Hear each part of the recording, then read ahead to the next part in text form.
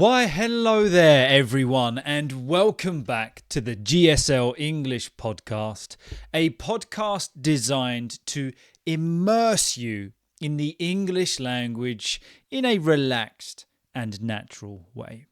Of course, my name is Gideon, and thank you so much for joining me and only me this week.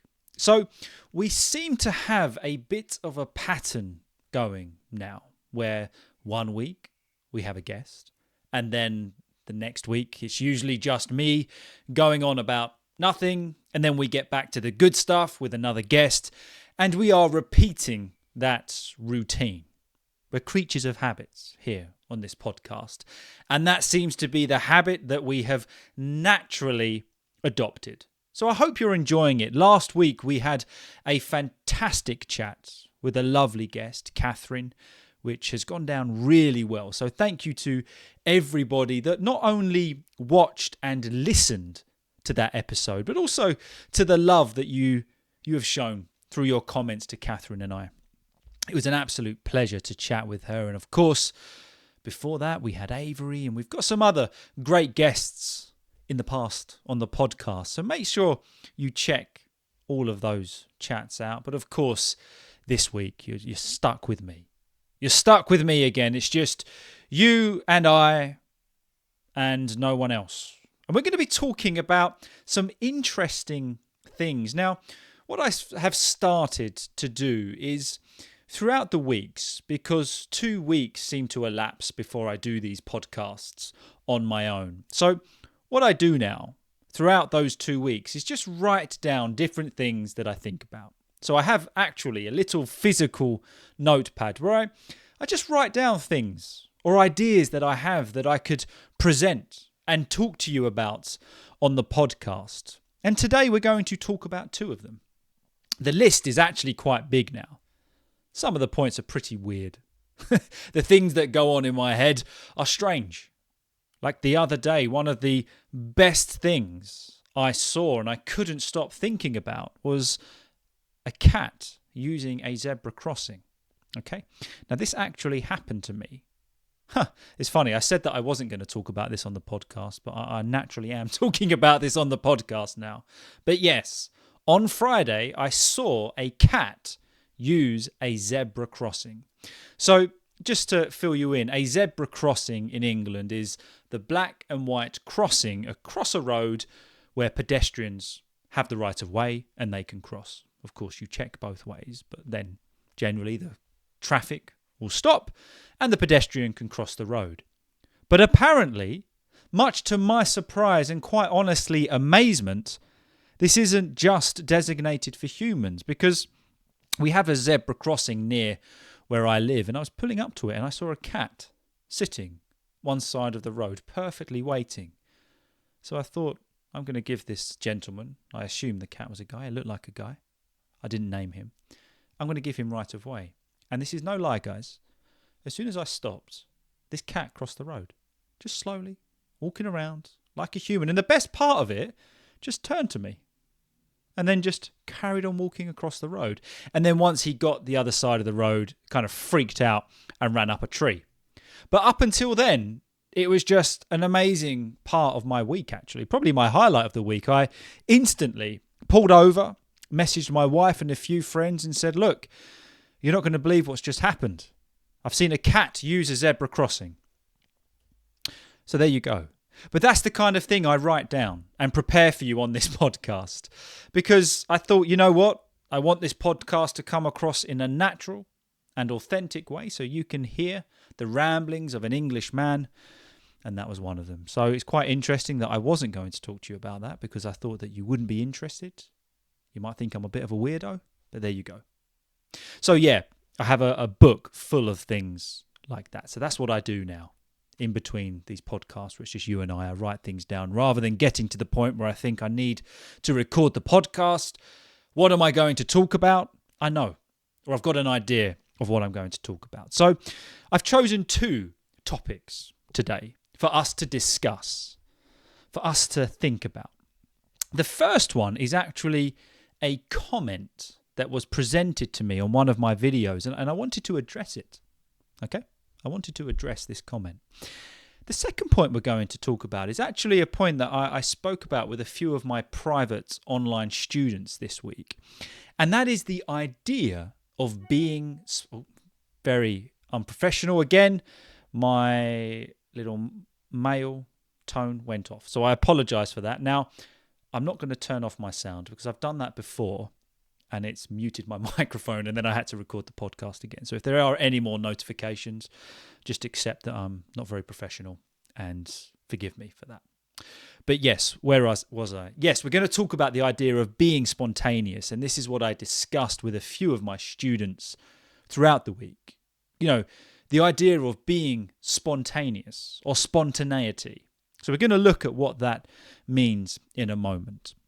But first, I'd like to address one of the comments that was presented to me. Now, I genuinely love reading through all of your comments. And I think a lot of people say that, or they think I am just saying that, but I do. And you will notice that if you comment particularly on YouTube, I will respond to as many of your comments as I can, if not all of them. But there's a comment that got me thinking. Now, most of the comments are positive, and they show love for the podcast. And this one, it wasn't positive, but also it wasn't negative. It was kind of this neutral ground. And the comment, I won't read it word for word, but was questioning my authenticity in podcasts and in my YouTube videos. And it got me thinking, that's a really interesting thing on YouTube. Or kind of if you choose the life or business through social media, or perhaps are willing to present yourself online, it is very difficult to remain authentic. What is authenticity? And that question really got me thinking, do I come across authentic? Am I authentic on these podcasts? And I can wholeheartedly say, yes, I think I am. Okay, you will notice if you go through my YouTube channel, I try to put 1 or 2 very scripted lessons out each week. So this podcast is more natural. It's not scripted in any way, shape or form. I prepare it. I have notes, but I purposely do not script the podcast each week because I want you to hear the language in its natural form with its mistakes, with its warts and all. You know what I mean? It's not always perfect, and that's what I want to present to you. But of course, with my YouTube lessons throughout the week, which are normally 10 or 15 minutes, they are scripted. And that's where it gets difficult to remain genuine, to remain authentic. Because you want to present it in a clear and relatable way. And sometimes when you're writing a script, you kind of go into this writer mode and it doesn't come across naturally. But on the podcasts, I wanted to say that I can wholeheartedly and honestly, hand on heart, tell you that I'm pretty much exactly as you hear on the podcasts. You see the way my mind works. It goes from point to point to point to point, sometimes in a confusing fashion. The way I word things is genuinely authentic. The opinions that I have, the points that I raise, it is genuinely me. And I make it my goal to stick to that. I really am honestly going to strive to stick to that, particularly with the podcasts, that you always get that authentic and genuine version of me on the podcasts. But it is interesting, isn't it, that with social media, sometimes we can start to adopt different ways of thinking and perhaps different personality traits because we are imitating others that we see. And I've noticed that any time I have tried to do that, I don't like it. It doesn't come across well because you're trying to almost imitate somebody else's authenticity. You're trying to imitate somebody else's personality, and it just doesn't work out. And I want you to apply that kind of thinking to your English. Be yourself with your English. Okay, we all have accents. Nothing wrong with that. We all perhaps pronounce words slightly different. For example, I'm from the south of England. I say bath. My wife is from the north of England. She says Bath. Now, if I started to say Bath just because my wife does, or I wanted to sound like her, or vice versa, then that's not who we are, is it? And of course, imitation is a brilliant form and exercise to improve your pronunciation and accent. But always try to do it in the realm or the scope of your own authenticity. We don't want to try and sound like someone else. We might take tips from them, pointers from them, but we never want to try and just sound like that person does, because we lose a bit of who we are. And I hope that makes sense, but I wanted it to translate over to particularly learning a language. Sometimes we have this focus of sounding like a particular person, or so focused on modern RP accent, or whatever it is, that we lose that authenticity and it almost becomes an imitation game. And that can make learning the English language really difficult, because as soon as we make a mistake, then we switch back to our own personality and you're going between the two. And we want our English, when we use the English language, we want it to come across with our own personality. So I hope that point made sense. And that comment, really got me thinking about authenticity and just kind of remaining true to yourself when you are learning English. Do it within your own personality. Let your naturalness come out. We do imitates, we repeat, we practice, but always keep it natural, keep it real, keep it authentic. That's the first point. I hope that made sense. But yeah, that was an interesting comment. Now, as I say, I do always really enjoy your comments, so thank you for your kind and lovely words. Okay, so let's get on to the main discussion of today, and that is the idea of being spontaneous. Okay, so we're going to talk about this idea of being spontaneous and how do we do it? How do we remain spontaneous? How do we become spontaneous? Would you say you are a spontaneous person? We're going to look at a very interesting article. Now, the article is taken from nerandfar.com. I'll put the link in the description. And it is entitled, "Planning Ahead is the Key to Living with More Spontaneity." That's a very interesting title in and of itself, because let's look at the definition of being spontaneous. So if we do something spontaneously, or we are a spontaneous person, it means that we do something performed or occurring as a result of a sudden impulse or inclination, and without premeditation or external stimulus. So when we do something spontaneously, we don't really think about it. We just do it. There's not much planning. For example, imagine that a friend phones you up right now and says, "Oh, do you know what? Let's drive to the beach. It's 2 hours away, but let's just do it." And you go, "Yeah, I'll be at your house in 5 minutes." It's impulsive. It's not planned. It's spontaneous. And I don't know about you, but some of the best memories I have with friends and family are those spontaneous things that we haven't really thought about, we haven't planned, we've just gone and done it impulsively. But the problem is, as life gets more busy, I don't know about you, but it gets more difficult to be spontaneous.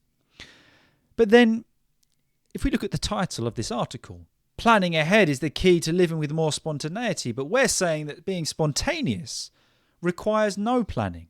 So how is that true? Now, there's certain points in this article I think are brilliant, and certain points that raise question marks for me. So I would be really interested to get your thoughts. So we're going to read through it together, look at some of the vocabulary, and then see what opinion we form. Now, of course, as we go through this, if you are watching on YouTube, please read along with me and don't just listen for the sake of listening. Try and really practice your listening skills. If you are listening on Spotify, really try to form your own opinions.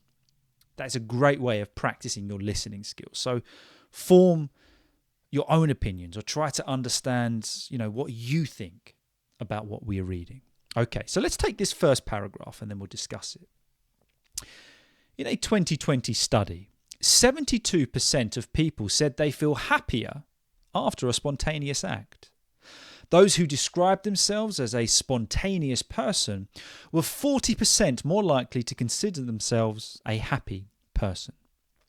So this is interesting. Here at the outset of the article, we are linking being spontaneous to being happy.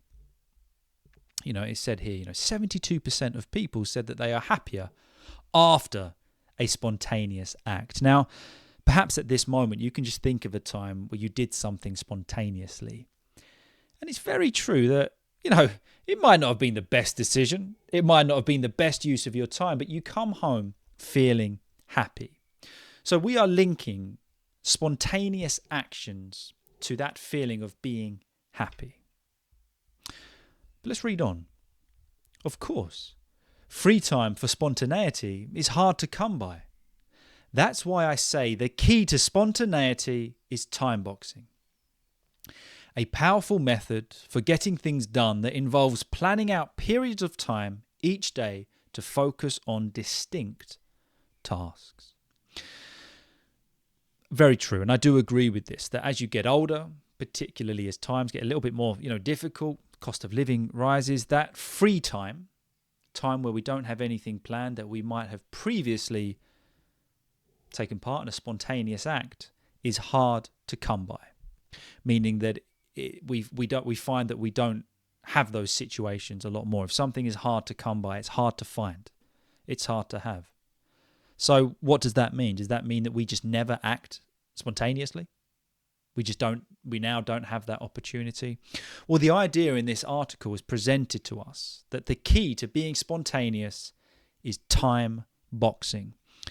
Now, time boxing is the idea of planning out specific periods of time to focus on what it calls here distinct tasks. Distinct is individual, or that particular thing. So here it's saying that essentially we can plan time to be spontaneous. And I've read this article a few times now, and I still don't know if I stand 100% with that. It's quite interesting. I still don't know if I fully 100% believe that we can plan to be spontaneous. But that is the idea here, that we allot specific time within our day or week where we're going to be spontaneous. And the next paragraph, kind of reiterates my opinion. It says, but suggesting that people need to schedule spontaneity earns me some pretty weird looks, not to mention a lot of resistance. Often people balk. You want me to plan every minute of my day? They gasp. They remind me that the very definition of a spontaneous act is that it is not planned. Still, I stand by time boxing as a surefire way to make spontaneity happen. Here's why. So, okay, we see this often, obviously the writer of this article presents this idea and it gets some weird looks or a lot of resistance. We're meeting resistance, it's not easy. And often people gasp, or shocked or balk, the fact that you want me to plan to be spontaneous? Come on. That ruins the idea of spontaneity itself. You can't plan to be spontaneous. I still don't know where I stand on that, so I'll be really interested to see what you think after this article. And that is the main question. Can we plan to be spontaneous? But she said here, I stand by time boxing. I stand by it, meaning that I stick to the idea that it is good for us. I stand by it. If we stand by an opinion or stand by an idea, we stand up for it. We stick to it. We believe in it. She even goes on to say, I think the writer is female. I keep saying she, but I'm pretty sure it's female. As a surefire way to make spontaneity happen. If something is surefire, it's guaranteed. That's a bold claim. But why? So, we read on. Only people with time can be spontaneous. People find the idea of time boxing restrictive, as if it's policing their time. But the truth is, Time boxing is liberating because it makes more time for spontaneity. When we are frazzled and distracted, the joy of spontaneity goes out the window. So here, this is where I would stand. The idea of time boxing, allocating certain times within your day to do things that can potentially be quite restrictive, even if the idea that it's policing, being monitored, their time is being controlled and monitored. But it says here, the truth is that actually time boxing is liberating. If something is liberating, it makes us feel free. So actually that idea of allocating time, it's not restrictive at all, is the idea of this article. It's actually freeing. It's liberating because it makes more time for being spontaneous. And I can see the argument here that if we don't fit in time or allocate time for spontaneity, we will just allocate that time to work or to something else. And often, if we're feeling tired, time that we naturally would be spontaneous, we're not going to do it. For example, it says here, when we are frazzled, meaning when we're shattered, when we're knackered, when we're tired, when we've had enough, and we're distracted by everything else that life throws at us, well, that joy of being spontaneous, it goes out the window. It's gone. We don't have it. It reads on. For instance, when I used ineffective productivity tools, for example, a to-do list, to finish everything I wanted to, I tried to do too much in a day. So here it's saying that a to-do list is a list that we write down of things that we need to do. It's ineffective. It's not effective. And I have found this myself. Often at the start of my day, I check my emails, then I write down everything I need to do throughout that day. And I'm always over ambitious of what I feel I can fit into a day. I always write down this list, and at the end of the day, I've realized I've only got through half of that list. I always overestimate my time. So a to-do list isn't necessarily productive. It's more just absolutely soul-destroying because that list never ends. Talking about to-do lists, she says, when my daughter would ask to play, I tried to be spontaneous, but would end up checking work emails on my phone in the middle of our time together. By trying to do too much at once, I failed at being both productive at work and attentive to my daughter. That's an interesting point. And I respect this point, that when we have a to-do list, we don't stop thinking about that to-do list. And that is the difference between a list and time boxing. Time boxing, we focus that allocated time, as it said earlier, on a distinct, a specific task. But if we have a to-do list, we're kind of fitting that to-do list in around everything else. For example, she gives I'm pretty sure it's a female writer. I'll check that afterwards. But the writer here says, I would take time to play with my daughter or spend time with my daughter, but I've still got that to-do list running through in my mind. So I'm kind of fitting that in whilst spending time with my daughter. So I'm not really being productive at either because I'm not giving either of them my full attention. I'm giving 50% to each. So you're not being as productive as you could be. So the argument here is, well, why not allocate specific time for work, be 100% productive at that, then specific time for daughter time, and be 100% specific at that. Now, I fully agree with that. I don't think that's the argument here. But can we, for example, with that time, allocate for spontaneity? Is that something that can be allocated? Well, let's read on. Today, although it sounds like an oxymoron that I plan spontaneity. So there we go. That's the argument. We plan everything else, but is spontaneity something that can be planned? She said it sounds like an oxymoron. Oxymorons are a brilliant part of speech. An oxymoron is a figure of speech in which apparently contradictory terms appear in conjunction. So you have two terms that contradict, that go against each other to create one meaning. For example, if I walked into a room with my friends and I said, oh, it's deafeningly silent in here, or deafening silence, meaning that the room is completely silent, but the two terms are contradictory of each other. If we take deafening, usually when we describe something as deafening, it's extremely loud or a piercing sound. But we talk about silence, there is no sound. So we have an oxymoron here. Deafening silence. Or another example would be organised chaos. I love that one. Organised, everything is within order. Chaos, it's crazy. There's stuff going on everywhere. Maybe you go to a music festival. There's people everywhere. There's toilets everywhere. The portaloos, blah, blah, blah. It's organised chaos. Although it looks like chaos, organisation has gone into that. And many hours of preparation and work has gone into that. So it's an oxymoron. You have two words that contradict each other but create one meaning.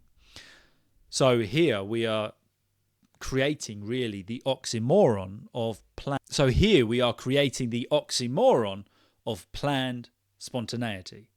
Two contradictory terms to make one meaning. But let's read on. By using a time-boxed calendar, I have time apportioned for spontaneous fun with my daughter. Time apportioned or allotted. During the 4-hour block of time we have planned most weekends, we are never sure what we'll do. Maybe we'll go to the park, fly a kite, or stop by the science museum. Who knows? Okay, so here she allocates a 4-hour block of time where they don't know what they're going to do. So here the spontaneity comes in, we don't know what we are going to do. It's not a matter of time, but we don't know what we're going to do. Now, my question here would be, do we get to that allotted time and go, right, family, it's time for spontaneity. What are we doing? I don't think that works. It's the idea, okay, let's be spontaneous. I can't imagine everybody sitting down on a sofa saying, right, let's be spontaneous. That defeats the idea of spontaneity here. So maybe it isn't the correct word for what we're talking about. But the spontaneous side, I guess, comes in that we don't know what we're going to do. And the great thing about children is they will come out with the most random things. So maybe they go, oh, I want to go roll in the mud. I don't know. You can tell I've not got kids. I don't know what kids do. Do they roll in the mud? I don't know. But so I guess that's where the spontaneity comes in. It reads on. We are free to be spontaneous because I know what I will not be doing during that time. Since it was planned in advance and is on my calendar, I know I will not be checking my phone or giving in to any other distraction during our time together. If we don't plan our time, someone else will. I like that. It's very true, isn't it? If we don't plan our time, someone or something else will. And I do like this point that I know what I won't be doing in that time that I've allotted to be spontaneous. Takes a bit of self-control, I guess, takes a bit of willpower, but I'm not going to be checking work. That time is focused on my family. But the question is that still being spontaneous because it's planned? We read on. Scheduling spontaneity doesn't lessen the joy of spontaneity. It enables it. You still have the freedom to do whatever strikes you in the moment.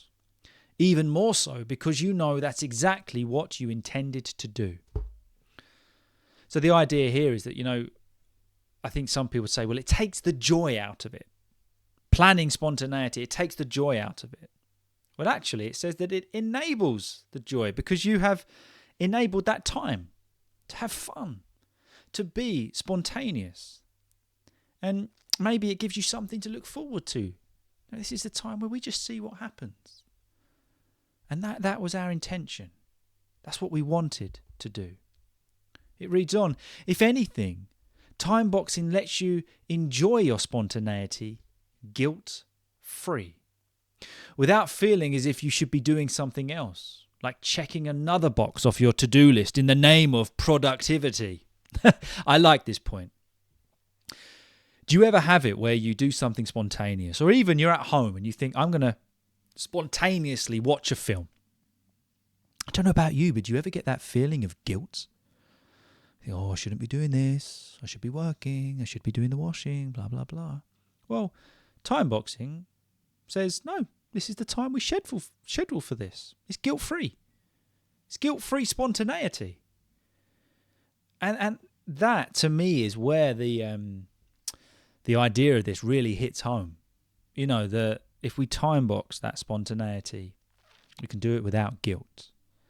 And it's very much more productive than just checking another box off your to-do list, because that list never ends. There's always stuff to do, isn't there? So how do we get started with time boxing? Read on. To create a weekly time box schedule, you first have to decide how much time you want to spend on each domain of your life: yourself, your important relationships, and your work, according to your values. And if you're watching along or you're reading the article, you'll see a little illustration here. So that's the idea of time boxing. We do it within our own life. So they've presented 3 here: you, relationships, and work. So we time box. We allocate time within those things. I do think that would be very subjective or very, different for all of us in our lives. But that is the idea, that we start by thinking about the things that we need to do, or that that are big parts of our life. So we're just going to read on this part, because it words it better than I can, like most things. Your values are the attributes of the person you want to become. Kindness, generosity, and being a good friend are all values, to name a few. Ask yourself why spontaneity is important to you. How does it help you become the person you want to be? Maybe doing something spontaneous with your family meets your value of being a better parent and partner. Or maybe the happiness you feel afterwards helps you achieve the healthy lifestyle you want. Then, turn your values into time by creating a weekly calendar template for your perfect week. Need a schedule maker? Check out this weekly schedule template. I guess that's on the website. Should have taken that bit out. Allot time for spontaneity in your time-boxed calendar. Each week you can reassess or fine-tune your calendar to best suit your values. Now, this is the part that I like. Allot, or, give time for spontaneity. Schedule time. Fix time into your calendar for spontaneity. And each week you can reassess. So look at it. Look at your calendar. Needed a bit more time, or a bit less, or perhaps move it around a bit, or fine-tune. I love that term. To fine-tune means to perfect, to make something better, more efficient. So maybe we just have to fine-tune the areas in which we are spontaneous. We read on. Taking good breaks from work can reduce mental fatigue, boost brain function, and keep us on task for longer periods. If your spontaneous act involves laughing, exercise, or exposure to nature, it can improve your attention and refresh your focus. Time-boxing spontaneity, therefore, leads to a better life by making time for traction. Actions we do with forethought that move us toward what we really want. So the next time you find you need some extra spontaneity in your life, remember to plan for it. Interesting final point there. That I guess for a lot of us, planning spontaneity is on our own. But there is a health benefit to that. And I try and do this now within my work. I don't know, perhaps you do as well. Let me know in the comments if you do. But you allocate time to step away from work.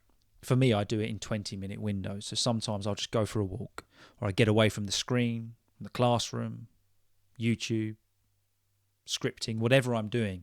I get away from it. And when I come back, I feel refreshed. I feel mentally free to attack that work again. So that, I guess, is, time boxing. But the main question here is, can we time box spontaneity? Can we plan to be spontaneous? And I'll be honest with you guys, I still don't know. Even after reading and discussing this article, I'm not actually sure whether I feel that you can plan to be spontaneous. I think you can plan that time, then a spontaneous act just happens. But the idea of allotting time to be spontaneous, I don't think is possible.